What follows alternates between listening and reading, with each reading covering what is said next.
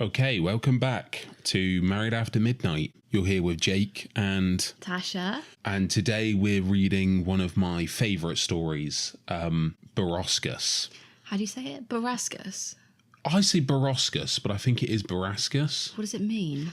So it's the name of the town where they live. Okay. This is one of my favourite stories. I read it a few years ago. It's a 5-parter. I read 4 parts a few years ago, and then the 5th part, I think it might have came out last year. I can't remember, but I read it about 6 months ago. I don't know if we'll get on to the 5th part because it's questionable. Questionable how?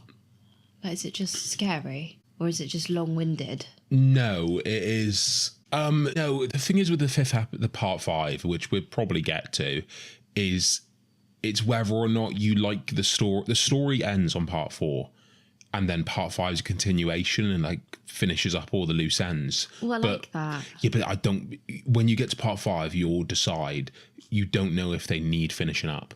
It ends really well on part 4, and part 5 doesn't necessarily add much. It adds a bit. It adds closure. Okay. But not in a good way. And I'll describe it to you when we get there.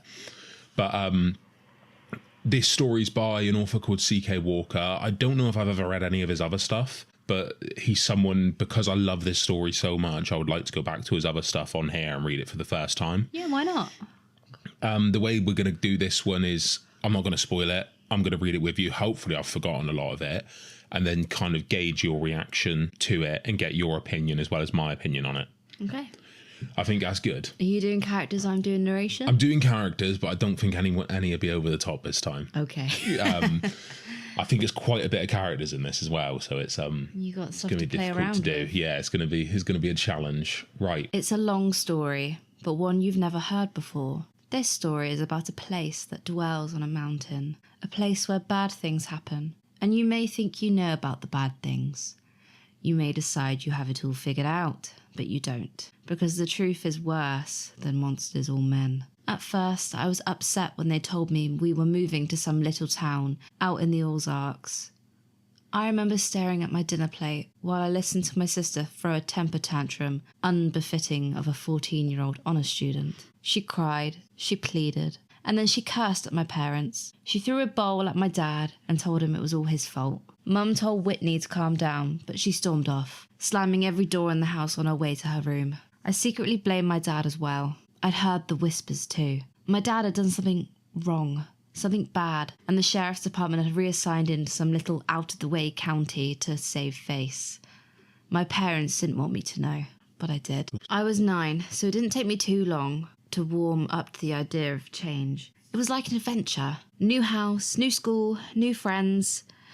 Whitney, of course, felt the opposite. Moving to a new school at her age is hard. Moving away from her new boyfriend, however, was even harder. While the rest of us packed up our things and said our goodbyes, Whitney sulked and cried and threatened to run away from home. But a month later, when we pulled up to our new house in Drisking, Missouri, she was sitting right next to me, texting viciously on her phone. Thankfully, we moved over the summer and had months of free time to explore the town. When Dad started his new job at the sheriff's office, Mum drove us around the town, commenting on this and that. The city was much, much smaller than St. Louis.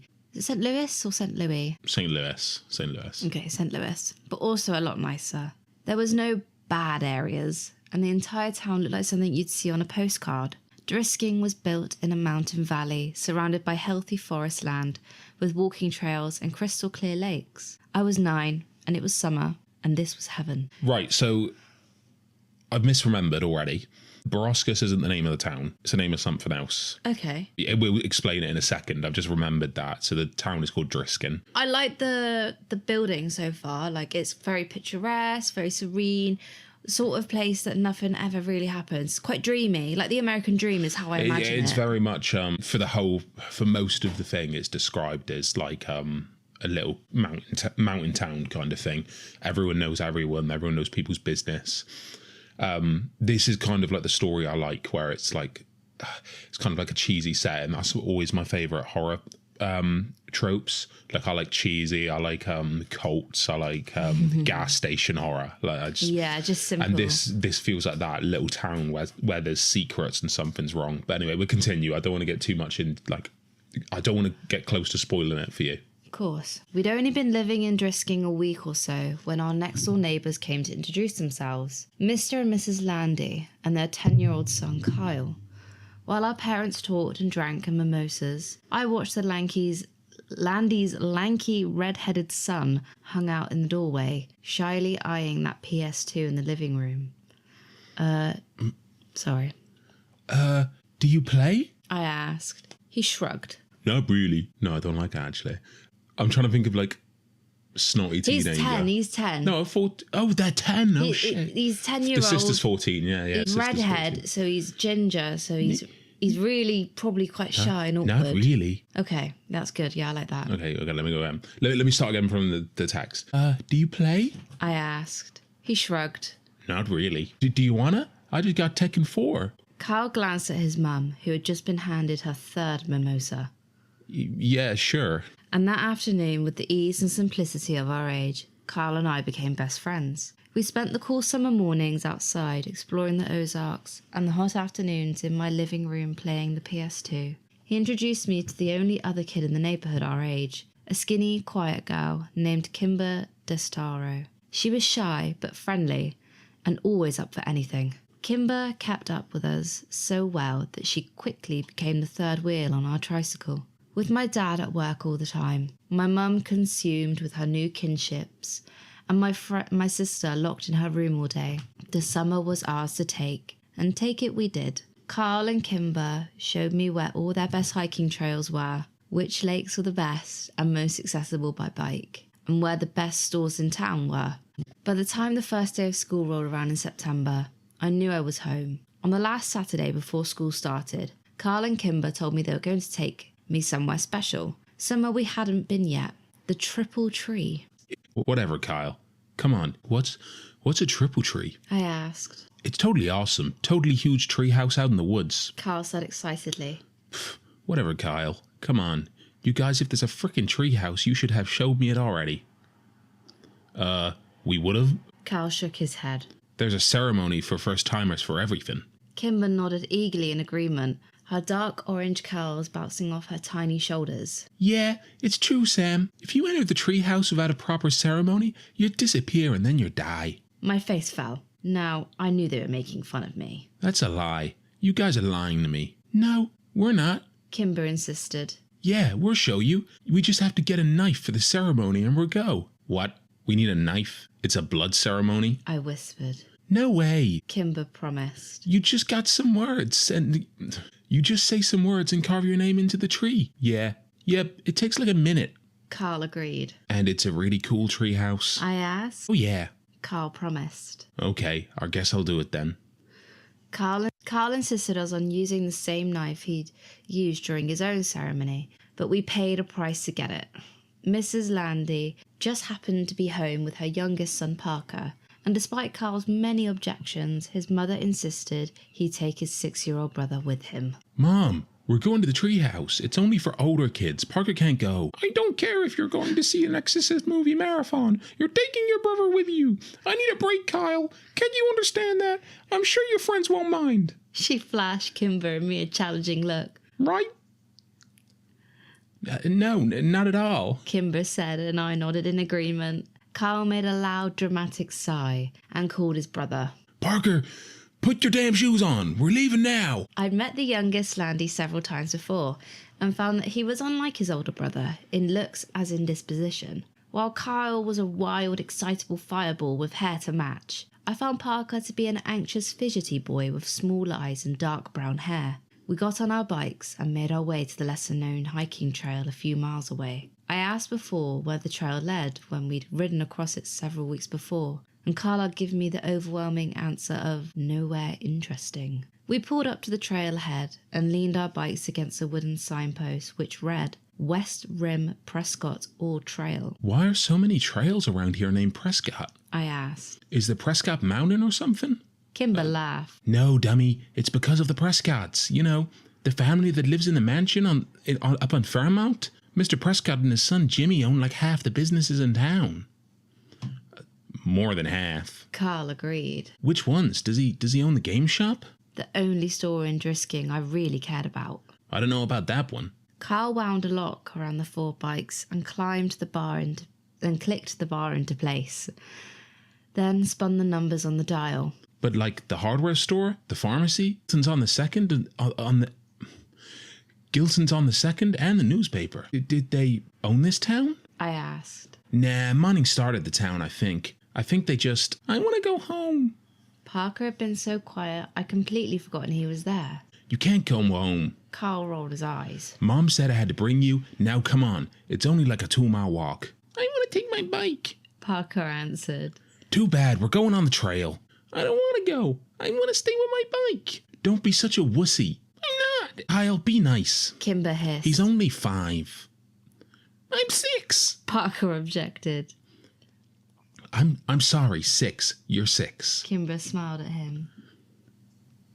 All right, fine. He can hold your hand if he wants to, but he's coming.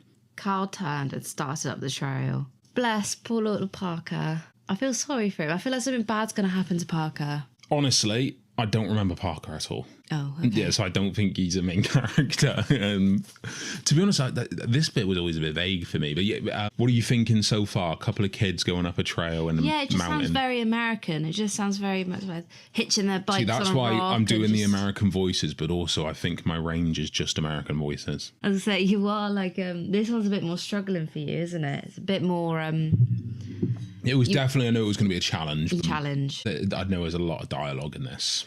So far, it's place building amazingly. Yeah, I really like it. I feel like I can really imagine like big American houses in like a little cul-de-sac. Yeah, it reminds me very much of Stranger Things. I knew you were going to say that. Yeah, but it does though. With they're hitching up their bikes and everything, it's clearly like what's that? PS2, early 2000s. It's early 2000s. I think so. I can't remember. It's got to be, yeah. Because remember when the PS2 came out for us? I had a PS1. You don't remember when the PS2 came out? Yeah, I had a PS2 in my bedroom. You were like 4 years old when the PS2 came Well, out. it was a bit older. I didn't have it on release, did I? I had it on launch. I wasn't queuing up when I was 4. Right, okay, yep. Parker's face fell into an undignified frown when the charming Kimber struck her hand out and wiggled her fingers at him. He took it. Carl was right. It wasn't a long walk. Only a half-mile down the trail, and then another half-mile hike on a well-tread path up the mountain. It was a steep climb, though, but by the time we got to the treehouse, I was winded. What do you think? Carl asked excitedly. I studied the tree as I caught my breath. It's pretty awesome. I smiled, and it was. They hadn't lied. The treehouse was the biggest I'd ever seen. It had multiple rooms, and there was actual curtains in the windows. A sign above the door said, Amber Cot Fort, and a rope ladder hung below the threshold, missing several planks. I'm going first, Yelled Parker, but Kimber caught his arm. You have to do the ceremony first, or you'll disappear. She reminded him. That's fine by me. Carl grumbled. I was eager to get into the fort myself. Gimme the knife. I held out my hand. Carl smiled and dug the switchblade out of his pocket. There's some space in the back to carve your name. I opened up the knife, walked around the tree and looking for an empty spot. There were so many names on that tree that I had to crouch down and look near the bottom since I couldn't reach any higher. I spotted both Carl and Kimber's carvings on the tree, and I finally found a spot I liked near the latter. I bit my tongue and carved Sam W. into the blank piece of bark underneath someone named Paul S. Parker went next.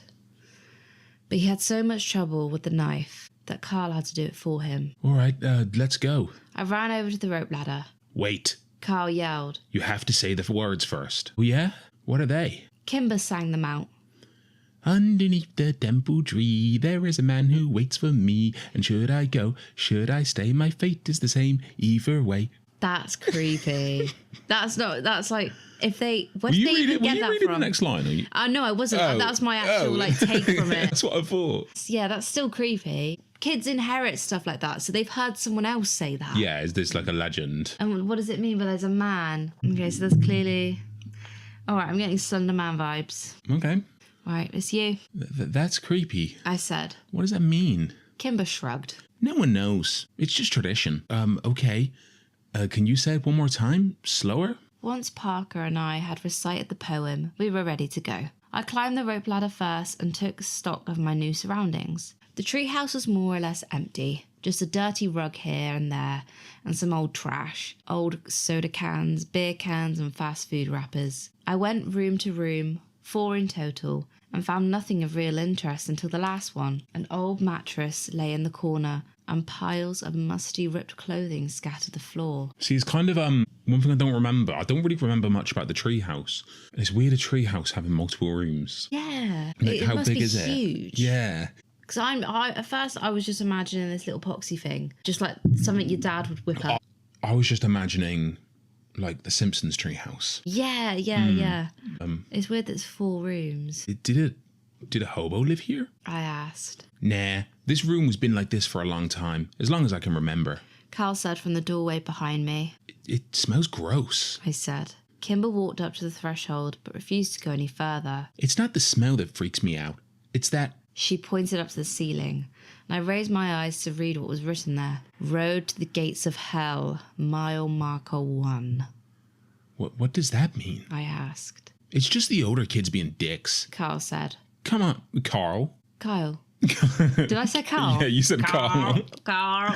Kyle said. Come on, I'll show you the best part of the treehouse. We walked back into the first room, and Parker looked up at us and smiled, pointing down to where he'd clumsily carved into the wooden floor. Fart. Kyle read. That's hilarious, Parker.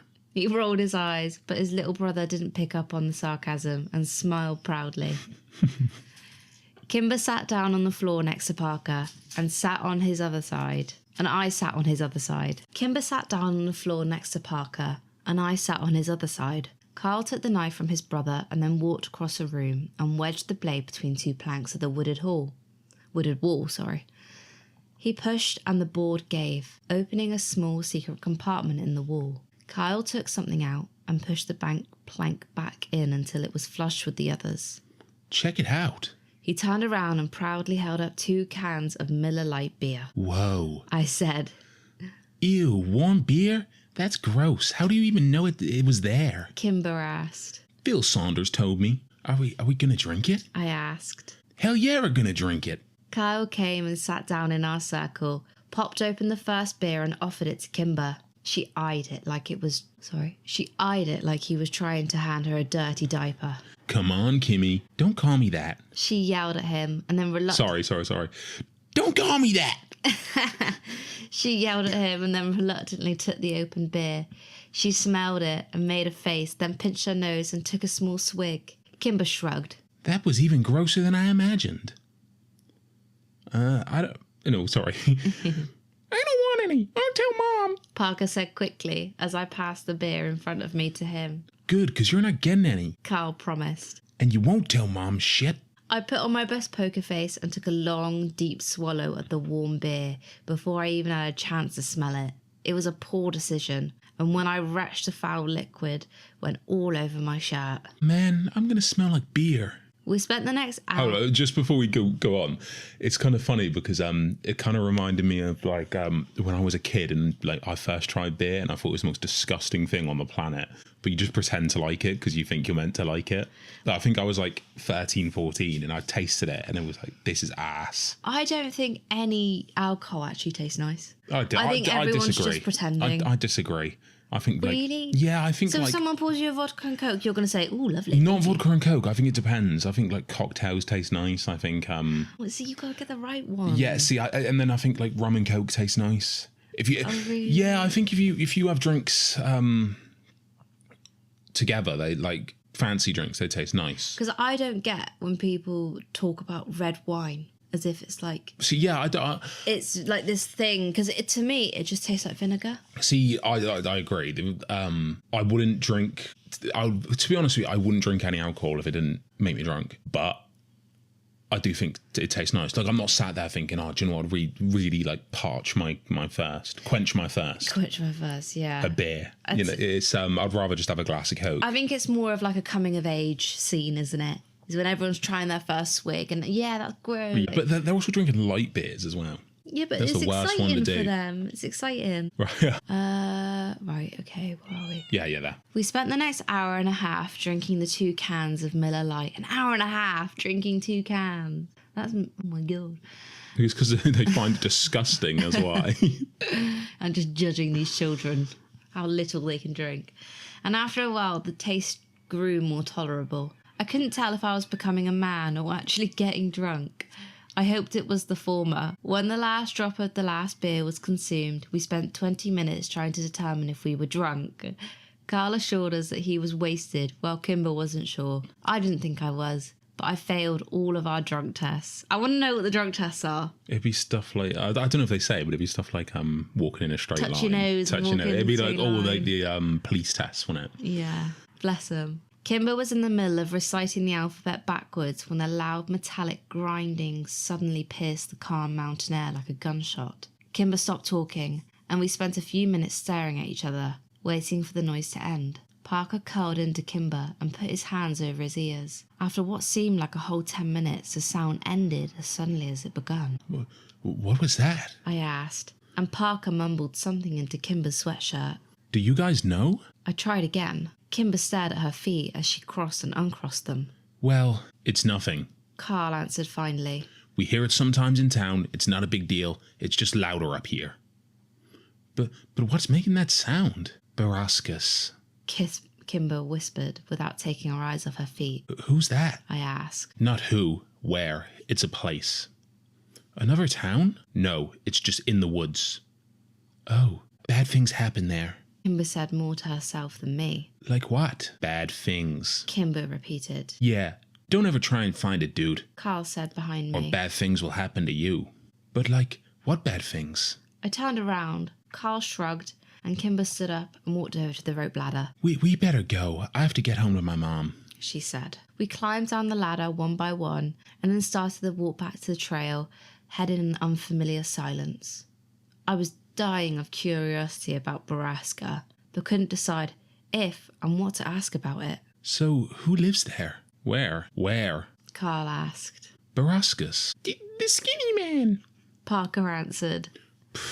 Carl laughed. Only babies believe that. Like men who are skinned? Like their skin gone? I asked excitedly. Yeah, that's what the kids say. Most of us stop believing in that, though, when we turn double digits. I looked back at Kimber, who was still 9 like me, but she was staring down the trail, ignoring us. That seemed to be the end of the conversation. And by the time we reached our bikes, the awkwardness was gone, and we were giggling, trying to decide if we were too drunk to bike home. So that's pretty much the first section.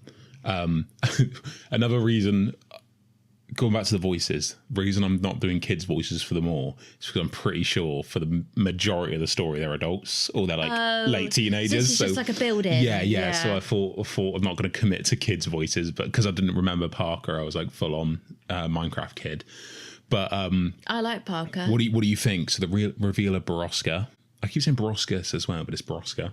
The reveal of Borrasca. So far, I'm not actually sure what it is. I'm not sure if it's just a legend or if it's just like a boogeyman. One thing about this story is it hides it. So it goes into really big detail describing it, theories. You won't know what it is until you're there. Okay. And one thing I say, well, I don't think this is a spoiler. This is one of the biggest twists in a story that I've ever read. Okay. That you won't even be close to what it is. Okay. But that's such a cool visual, I think, where they're in the tree house in like a field with loads of trees around on the side of a mountain. Yeah. And then you just hear all of them silent and you just hear like... I didn't imagine it like that. How did you imagine it? Because it's a grinding sound. So I imagined it as like a continuous like... until it stopped. It could be, yeah. Because in my head, grinding is 2 metal plates together rubbing. See, So I'm I thinking thought. more 2 gears, 2 really loud. That's what like 2 gears together. Okay. It's funny how we got different things on the same sentence. Yeah. So it's kind of cool. It's why I really enjoy these stories, and I think it's down to interpretation. It's why I think like even listening to a podcast format of it, you'll listen to 2 different people read it in 2 different ways, interpret it differently. Yeah. So a story you think's brilliant. Like there's people that think this story sucks, but this is one of my favorite stories. Really? Yeah. So it's there's a load of big ones. There's massive ones that I'm not too fond of. Because it's all down to user and interpretation. Yeah, of course. School started. School started 2 days later, and I'd completely forgotten about Borrasca. When my dad pulled up to the curb to drop me off that morning, he locked the doors before I could get out. Not so fast. He laughed. As your father, I get the privilege of giving you a hug and telling you that you should have a good first day of school. But Dad, I want to go meet Kyle by the flag before first bell. And you will, but give me a hug first. In a few years, you'll be driving yourself to school. Let me be your dad while I still can. Fine, I said, exasperated, leaning over to give my dad a quick hug. Thank you. Now go meet your friends. Your mom will be waiting to pick you up at 3:40. Dad. No, I know, Dad. Why can't I just take the bus like Whitney? When you're 12, you can take the bus. He smiled and unlocked the doors. Until then, I get to drop you off in the mornings, and if you think I'd make you look cooler, then you can ride in the backseat behind the cage. Dad, just don't. I threw open the door of the cruiser before he could say anything more and ran as he laughed behind me. Carl was already waiting for me at the flagpole, and he'd found Kimber too. Dude, you almost missed the bell. He yelled when he saw me. I know, sorry. Whose class are you in? Kimber asked. She was wearing a red sweater and leggings with frogs on them. Her curly orange hair was brushed into ringlets, and her lips were pink and shiny. She'd never looked prettier, and I was surprised to realise I'd never really seen Kimber as a girl. Mr. Diamonds. Mr. Diamonds. Me too, she said cheerfully. Lucky. Carl scoffed. I'm in Miss Turvard's. Only 2 4th-grade teachers, and I get this crappy one. Kimber grimaced. Yeah, my mom had her when she was a kid. What's wrong with her? What did she say? Just that she's strict and gives out homework on the weekends. On the weekends? Fuck! Excuse me, Mr. Landy? I immediately recognised a tall man that suddenly appeared behind the white-faced Kyle. Oh, so sorry, sir. I mean, dang. Kimber giggled. I'm sure you did. He nodded. Hi, Sheriff Clary. Even though I'd only met him a few times, I liked my dad's boss and he liked me. Why, hello, Sammy. Are you excited for your first day? Sheriff Clary crossed his arms in front of him and widened his stance imposingly, but gave me a wide smile. Yes, sir. I said, and then he added lamely, What are you doing here? I'm giving a presentation to the 5th and 6th grades about safety when walking to and from school. Yeah, he gives it every year. Carl muttered. Oh, cool. I smiled. Sheriff Clary nodded at me and then turned and walked away. I looked around confused. Where's Kimber? She took off. She's annoyingly on time to everything. And as if to illustrate the point, the bell rang. We both ran upstairs and inside. I walked into class and saw that Kimber had saved me a spot next to her at the back. Mr. Diamond, a short, round man of 40 or so, nodded at me when I came in. Mr. Walker, I presume?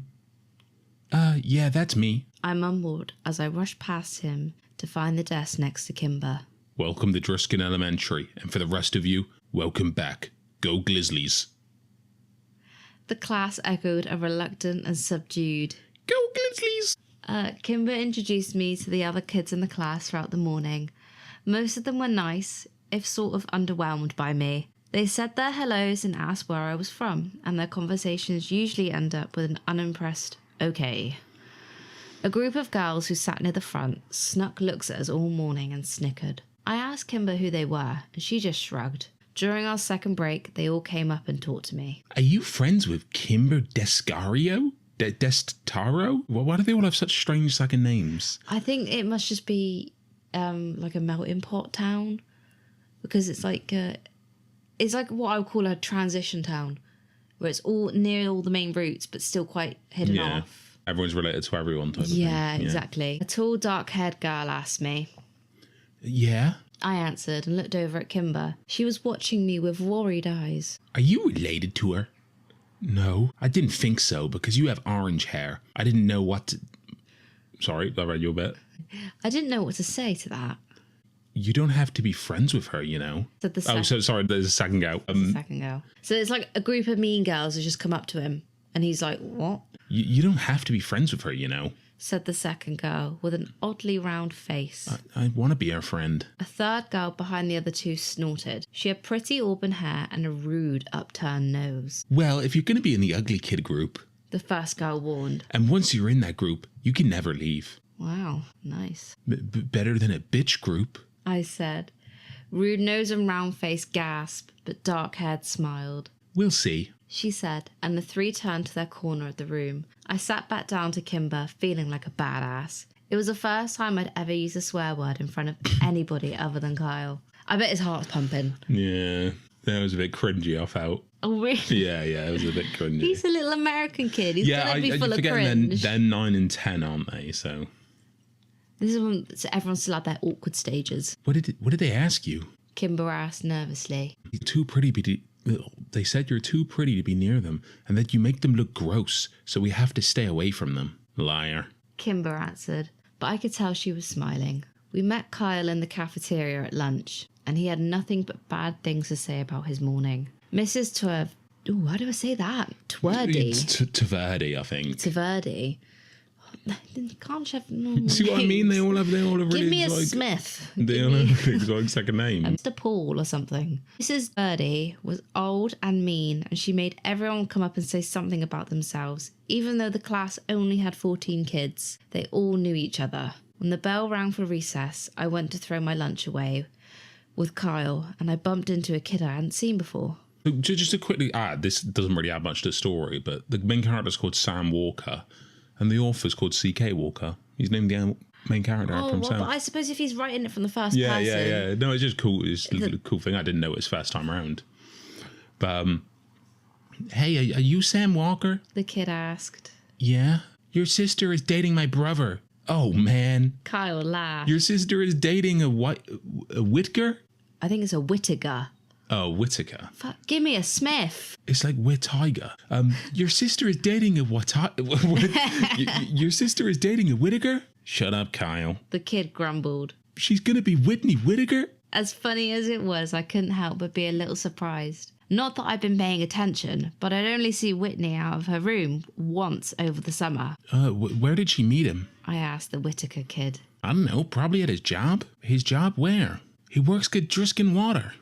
It didn't make any sense to me, but I shrugged it all off. I did remember my mum giving Whitney some menial tasks, like getting the car washed and setting up some utilities to get her out the house. Maybe she met him once and they started dating over text. Teenagers are weird. The rest of the school week followed much like the first. We were well into the first month when I heard someone mention the skinned man again. We were out on the playground and Kyle and I were trying to start a fire with 2 large wood chips. I'd given myself a splinter when the distant sound of metal grinding on metal flooded over the playground, slicing every one of us. Borrasca? I said in awe. Yep, said Philip Saunders. The skinned man kills again. Hey, Kyle said only babies believed in the skinned man. I threw an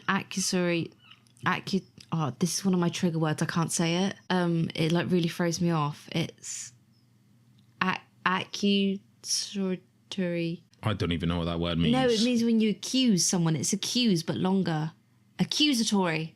Got it.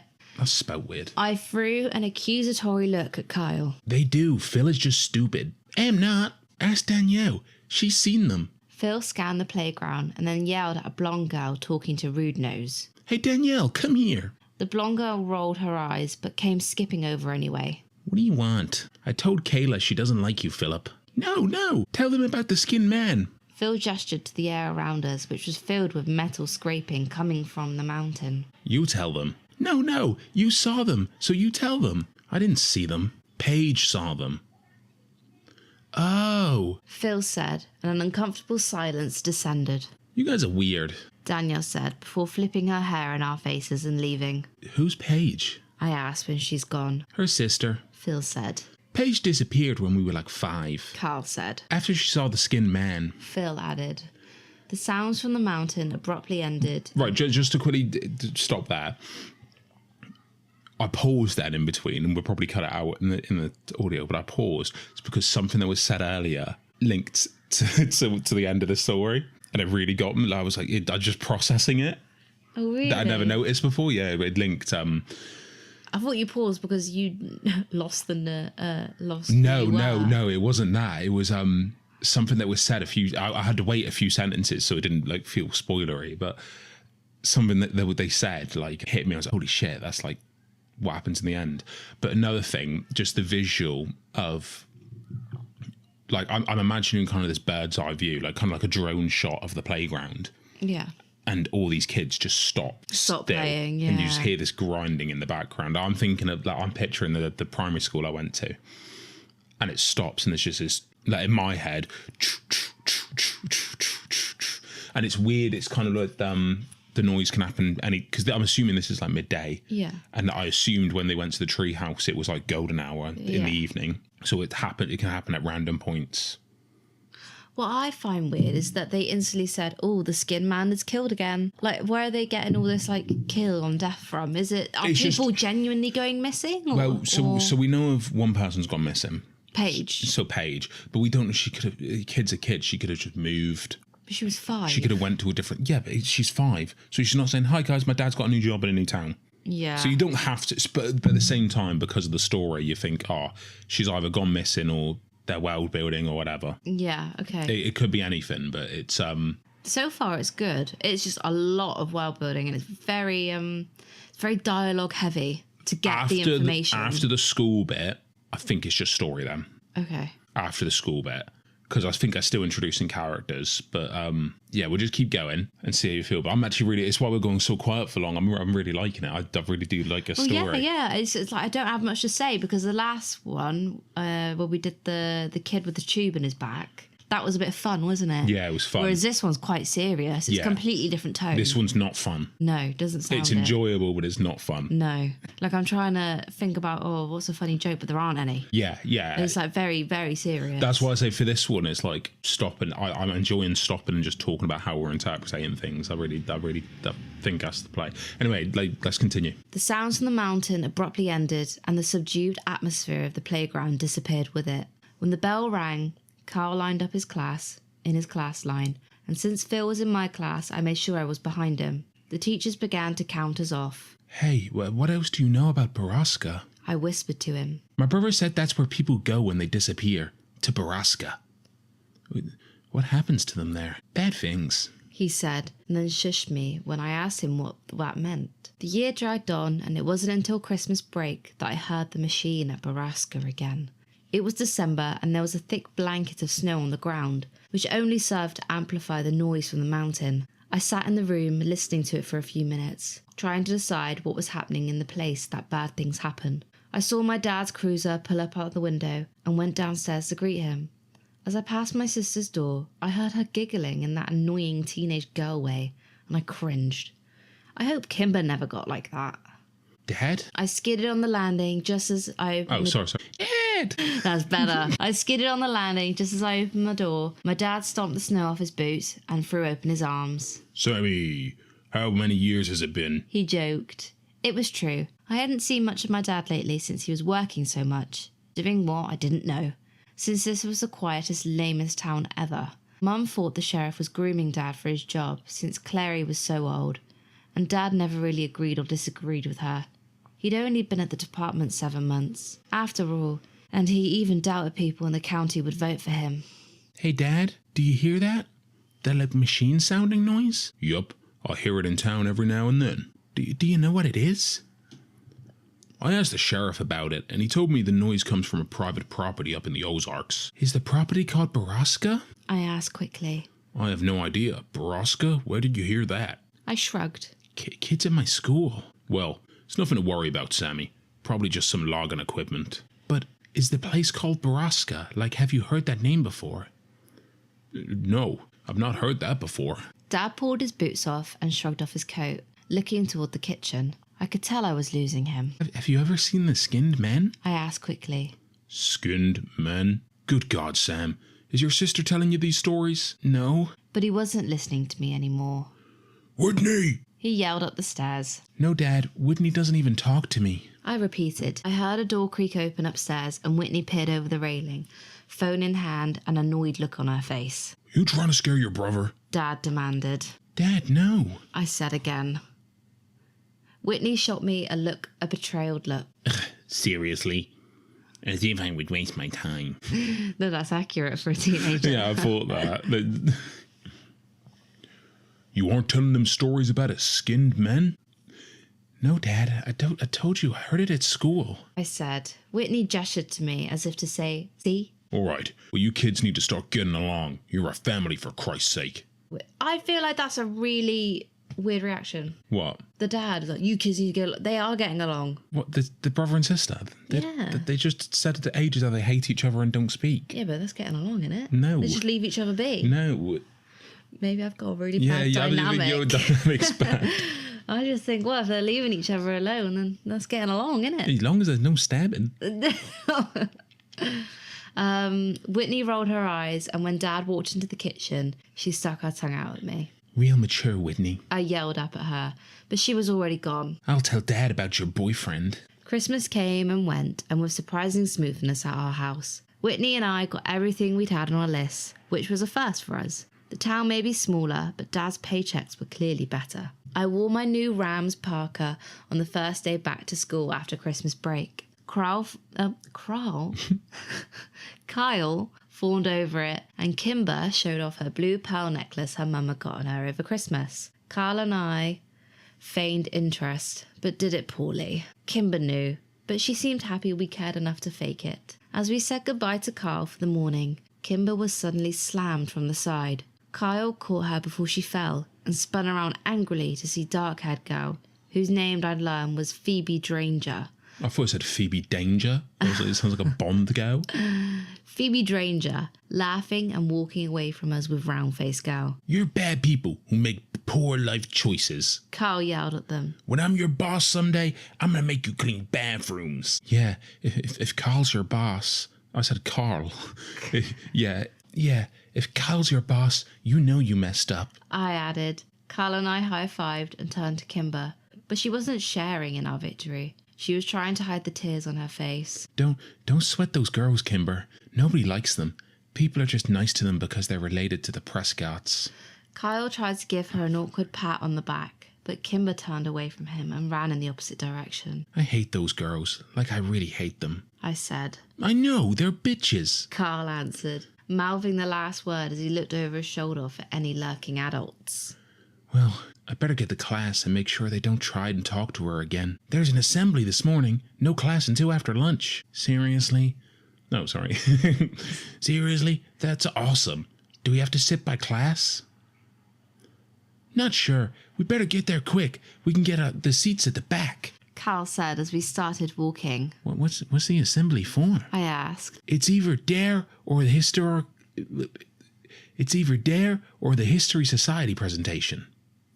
What's DARE? You know, DARE, as in don't you dare do drugs, or you're grounded until you're dead. Oh, I hope it's the history thing then. We found Kimber already in the auditorium. She had collected herself and saved us both seats at the back of the room. She waved us over just as the puffy, stern Mrs. Treverdy walked onto the stage. Hello, 4th grade students. This morning we have a special presentation from the Historic Preservation Society of Driskin. If you have any questions during the course of the lecture, please raise your hand. That's good. That is good. I'm imagining some 50 to 60-year-old morbidly obese teacher. Yeah, that's really small. That's just like a cow, big glasses, like a balloon shape. That resting fish face. Yeah, bum on the front. Like that happen. Carl laughed. Now, I would like to introduce you to Mr. White Downing, Mrs. Catherine Scalone, and of course, Mr. James Prescott. What? No. What? Prescott? What? Jimmy Prescott? Not his dad? That's so weird. Kimber whispered. Dude, Thomas Prescott has done this presentation every year for 20 years. Carl said. It's definitely weird. It's not weird, whispered Mike Sutton from behind us. He leaned forward. Tom Prescott went crazy a year ago. He didn't do the presentation last year when my sister was here either. I don't like Jimmy Prescott. Kimber shook her head. He gives me the heebie-jeebies. His dad is so much nicer. He's like a grandpa.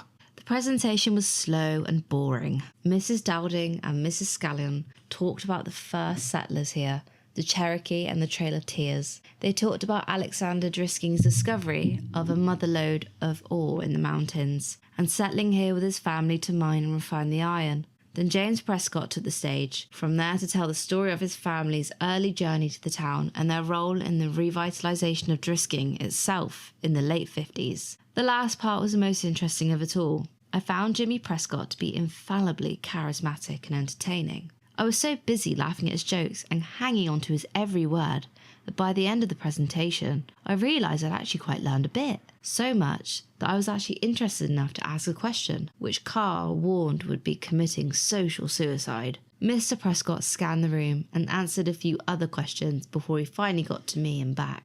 So that's the Prescott. So he's obviously the owner of the town. Yeah. It's very cliche where it's like one family owns it all and he's the big powerhouse and he's just like pushed the dad to the side and now he's taken over. What do you think so far of everything?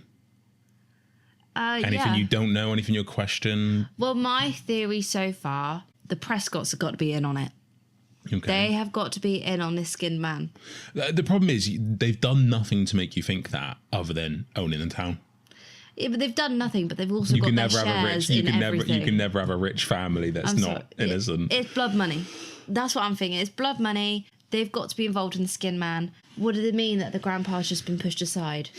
Why, if he's been pushed aside a couple of years back, does that mean that he's dead? No, that could just be a power dynamic. It's like the son wants to take over because his dad's got too old and he's kind of forced him out of the way. Yeah, I guess. I don't know. I just want things to heat up a bit. I'm still it's getting a bit like I much said now. after this, it heats up. It just feels like we're reading a normal like book story rather than a Reddit post. Yeah. And I know this is published. To be honest, this is more on the side of... I don't think this one is published. I don't think it's no. But this is definitely more on the side of this should be published. Or this is closer to published work and a creepy story. Yeah, this feels... Because it's so dialogue heavy. Yeah. Like, even I'm struggling keeping up I'm struggling with the who's voices. I keep forgetting what voices I did with who. I kind of wish I just went with the same voice for everyone. I think maybe that's the play next time. Next time, I've got to kind of commit to these voices, I think, now. Well, just it's hard to remember because the dialogue isn't clear. Who's saying what saying Yeah, that's the thing. It's like a published... It's kind of as big and as detailed as an actual like book, but it's written still like a Reddit post. Yeah. So it's... very much still Reddit post. Yeah. It's very content heavy. Right. So that's Mr. Prescott saying that. He's confident man. So I've got to think of a confident voice. I'm just going to do the same voice. You're just going to do a redneck voice, aren't you? Nah, same as the dad. Hey, yeah, you... It's like Hulk Hogan. Yeah, brother, you at the back. You in the back. Yes, you... He's a like character. Yes, you in the back. Mr. Prescott, why did the mines close? Like, what happened? I asked. Well, a very good question, young man. What did you say your name was? Sam Walker? I believe I met your father the other day at the sheriff's office. Welcome to Driskin. As for your question, most of the mines were closed in 1951 after a long period of unprofitability. The mountain had simply run out of iron ore. The mills, the refineries were all abandoned and the town suffered for years. The miners and the families moved away, stores went out of business, schools closed, and Driskin became a ghost town. That would have been the end of it if it weren't for the stubborn families like mine who refused to leave. We refused to give up on the town, and after many, many years of hard work, Driskin became picturesque. Driskin became the little piscaret... Jesus. Driskin became the picturesque little haven in the Ozarks that it was today. I hope that answers your question. I sat back down and Carl shook his head at me. Bro. The assembly suffered through another 15 minutes of awkward Q&A until Mrs. Trivedi finally cut us loose. We were released into the cafeteria to wait for the lunch lines to open. Carl, Kimber and I sat in our usual corner. That was so boring. Kyle whined. When are they going to figure out no one cares about the Driskin history? Seriously, I fell asleep 3 times. Kimber nudged me. Sam seems to care. She teased. I just wanted to know about the mines. Mines are creepy, that's all. This boy would love Minecraft. I feel like I'm fit. I'm reading him as like a really soft kind of like weak character where I'm reading Kyle like he's a bit more like a Jack the Lad. And I think it's really worked. It has worked. I'm actually really surprised you didn't choose like South Park voices. Oh, I couldn't do that. That'd be brilliant though. Because it's Kyle. I'm gonna next time I'm like driving, I'm actually gonna have to sit there and just practice voices for different types of people. That is the most cringe thing you ever said. Hey, I'm committed to improving. Carry on. Keep hating. Yeah, but all our mines were blown up. You can't even go in them anymore. Carl said. Blown up? I asked. Kimber nodded. Yeah, some kids after going into the mines in the city set off some controlled blast to implode the caverns. At least that's what my mom said. They messed up though, and I heard they blew up the water table or poisoned it or something. What? How do you know that? Carl asked. Kimber shrugged. I heard my dad talk about it. Did they use C4 or something? I guess. So like, we all drink the water that all have C4 in our bodies, and we could explode at any minute? Carl said excitedly. That's such a boy theory. Yeah, we have the seed. Yeah. It's like when people told you if you eat apple seeds, you'll grow a tree in your belly. Yeah. It's like that. Do you think that's what happened with all the missing people? I asked him. They're just sitting there one day and boom? Yeah, dude. Carl grabbed my shoulders. And that's where the skinned men come from. I made the international symbol of mind blown, and we all laughed hysterically. Are you guys dumb? Kimber rolled her eyes, but then she laughed when Carl fell on the floor, pretending he was exploding. I remember thinking in that moment that I was happy here in Drisking, Missouri, with these two people, happier than I'd ever been anywhere else. And then it all changed. It was truly the last happy moment I ever had. Less than an hour later, Mr. Diamond's phone rang, and he exchanged a few quiet words with the person on the other end. His eyes flickering to and from my desk. It was hard to be surprised. Then when he hung up and asked me to come up to the front.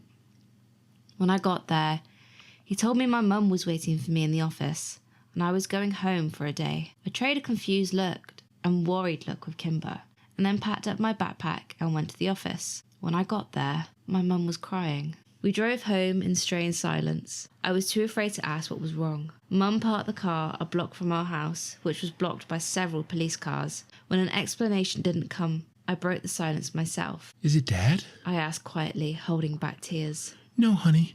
Dad is fine. She whispered. Then what's happened? Whitney never made it back home from school this morning. Whitney never made it to school this morning.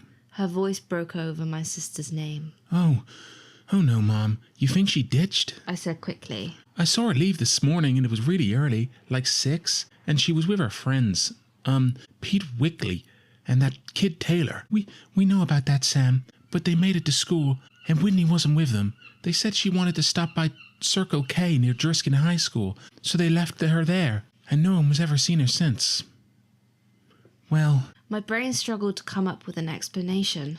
Maybe she ditched. No, honey. My mum put the car back in drive and drove up to our house, parking behind a police cruiser. The police, as well as your father, think that Whitney is with Jay, but she has a new boyfriend here. We found all her books on the floor this morning, in her room, half of her clothes gone along with it, and some cash of your dad's. But right now we think she ditched a ride to St. Louis. Right now we think she hitched a ride to St. Louis, and that she's with Jay. The sheriff's office is trying to contact the boy's parents now. Whitney? Run away? Anyone who knew my sister knew she was prone to dramatics and empty threats. Plus, she was dating Chris Whitaker's older brother, Pete. I was sure of it. We walked up to the steps and into the house filled with stale coffee and quiet murmurs. I tried to remember if Whitney herself had ever actually confirmed she was dating Pete, but I drew a blank. When we walked into the kitchen, I saw my father sitting at the table, staring at phone records, head in hand. He looked up when I came into the room and gave me a weak smile. Hey, buddy. Dad, I have something to tell you. I felt a heavy hand on my shoulder and turned to look up at the solemn Sheriff Clary. Everything and everything you might know. Everything and everything you might know, son, no matter how trivial you think it is. I nodded and sat down at the table with my dad as my mum handed the big man a cup of coffee. Here you go, Sheriff. She said weakly. Calling your husband Sheriff is... No, she's Sheriff okay, yeah. Clary.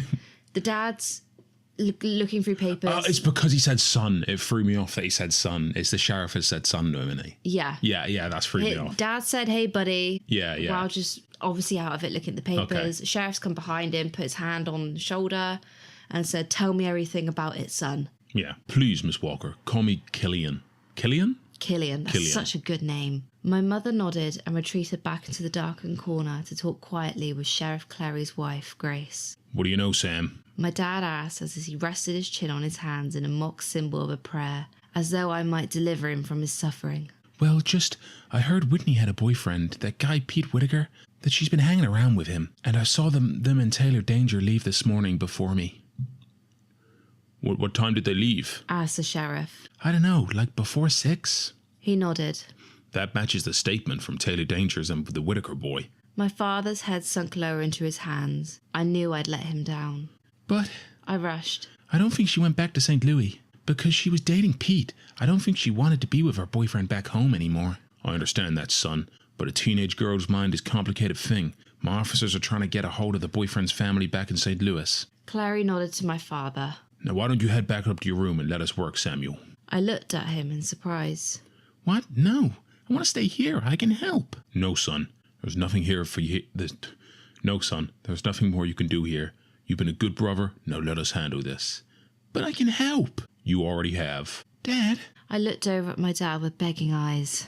Go to your room, Sam. He said quietly after a moment. Dad. No. I was so angry. The only thing I could think of to do was to make my rage known. I stomped upstairs, slammed the door, and then sat on my bed in disbelief. The tears came then. I laid there, feeling helpless, worthless, and scared for my sister. I thought about all the places Whitney could be. Was she scared? Was she alone? Was she dead?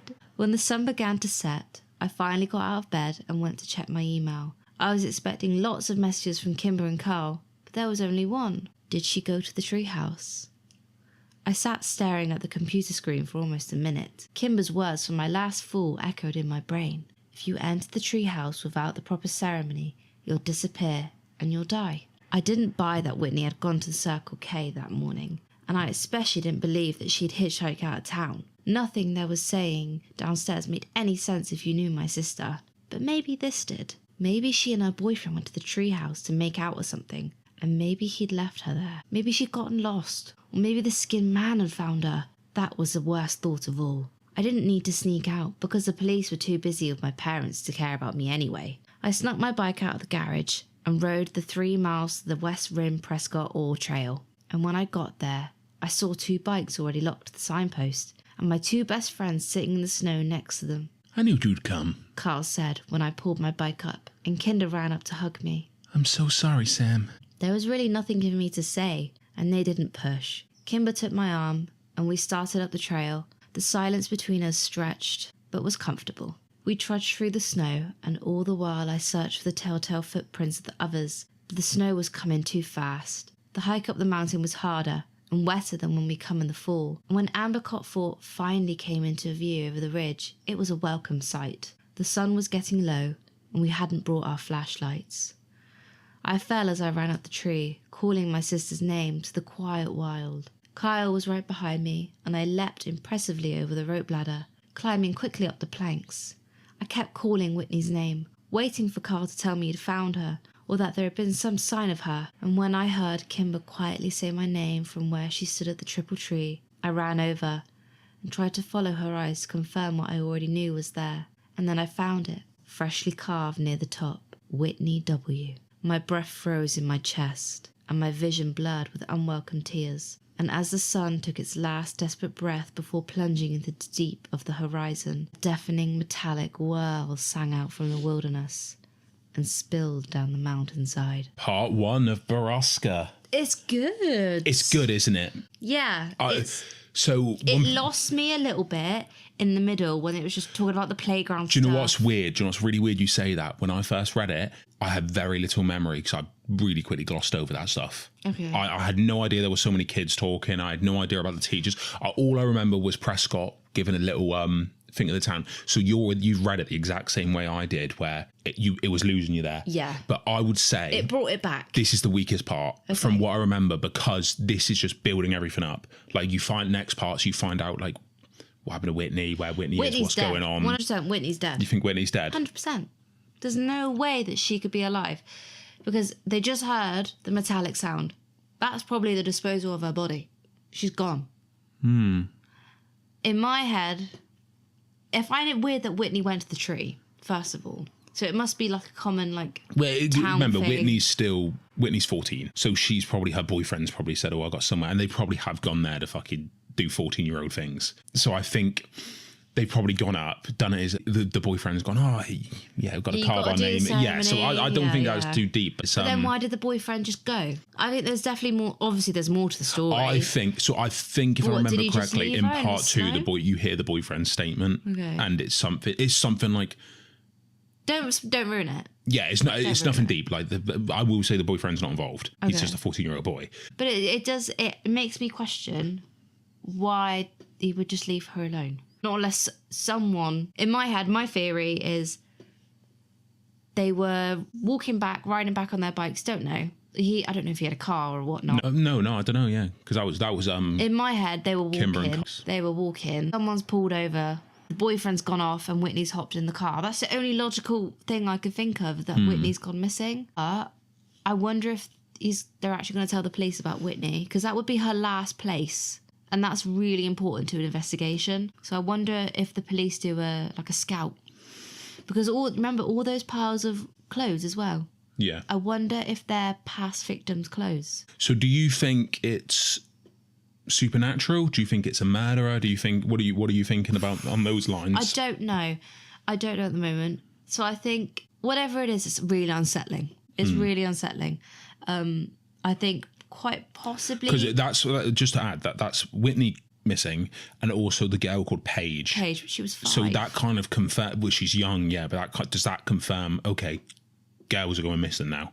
Is it girls? What's the pattern? Is it because you haven't had a boy go? Yeah, underage girls, but that is the age gap between 5 and 15 is a bit mental, isn't it? Like if they were all 15-year-olds going, but yeah, but you got to think if it's a serial killer, it sounds really bad, but his tastes may be developing. So start off with the young one because it's easy. You think it could be a serial killer? Don't know. I said it's really unsettling. I think it could quite easily be demonic. It could quite, but the fact there's quite a clear machine element to it, it's very human. But I do think maybe could it be supernatural with the skinned man? What's the lore behind the skinned man? That's what I want to know, because kids don't just make this thing up. They don't just. There's got to be something. Well, it's not even like they're making it up. There's a very audible noise that adults aren't explaining as well. I think that's one thing that bothered me. Because if you heard a noise and you were a kid, you would go to your dad or someone and be like, "What's that noise?" And he'd be like, "Oh, it's the old factory down the road." But another interesting thing was about the water being poisoned. It makes me think, okay, these two people, this family's moved into town. There's this whole theory that the mum has let slip to one of the kids that the water's being poisoned. Maybe the town can only sustain so many people, and maybe the town themselves are fucking killing people off. So every time you're thinking of a theory, I'm actually panicking that you're going to get it, because there was one thing you said that was insanely accurate. Not the whole theory, and it wasn't the thing you just said. Yeah. But you made one sentence and it was insanely accurate, but then you glossed over it and changed it completely. Oh, really? And I was there like, Jesus Christ. Remember, so every time you say, when I was fat and pregnant, all I used to do was watch YouTube videos of serial killers, what their motives were. I went through the whole of Dexter. I don't want to say this because I don't want to spoil it, but I don't think you'll get this. I think you'll think you're on the right track, and then it's such a big 180 at the end. Yeah, the last chapter is such a big 180. The only 180 I can think is the town in on it. Reading this the second time, one, I'm enjoying it like I've read it. I'm reading it the first time. Okay. And two, there's so much stuff that links in. Like when you read, you've read this and you think, oh, it's all new, all this stuff, like making these theories. I'm reading it and I was like, holy shit, that makes sense with the ending. That links right into the ending. That links right into the ending. Well, I want to know more. I reckon, like you said, then it must be the one-liners. I want to know more about this water poisoning. About the water table. What's that? I want to know more about Paige, that little girl. One thing that I thought as well is my theory when I started. So I went straight for supernatural when I first read it. Really? That's interesting. So I thought the skinned men were people taken from the town and their skin was removed. Ooh. And they would walk the woods, and the shiny gentleman was like a monster or demon or something that was skinning them. And he was making the grinding noise. Yeah. But that was the noise of him ripping off their skin. And then the noise of him, like... your mind goes to some dark places. But bear in mind, I've read a lot of these. Okay. I've read worse ones than this. Okay. You know, I've read ones where people would literally take, like... I read one once where a guy was literally clawing off his flesh in a tube station. Yeah, so like some of them get proper disturbing. I think that'll be the next one we read, one that's really disturbing. But so we'll finish up here. Okay. We don't know when we'll get. I don't know if you want to do 2 as soon as possible, or if we want to have breaks in between. But we'll see. What we'll do is we'll let you sit on number 2, and we'll see if that's the next episode we do, or if you want a little break, and we'll go back to part 2. I think hopefully the next one won't be as dialogue heavy, because that was a bit of a struggle. I think it slows down now. That was a lot of characters. I don't remember there being that much dialogue, but as long as I get Kyle, Kimber, and Sam's voices, Yeah, you got it down. I'm just doing the same manly voice for everyone. Yeah. So it's I've got Blokes it down. over 30 I'm voice. still getting my voice acting going. I'm still finding my feet. It's It's nice. It's good. all right. Thank you. So thank you for everyone watching. Streamable on Spotify, Apple Music, and YouTube. And we will see you next week. Bye.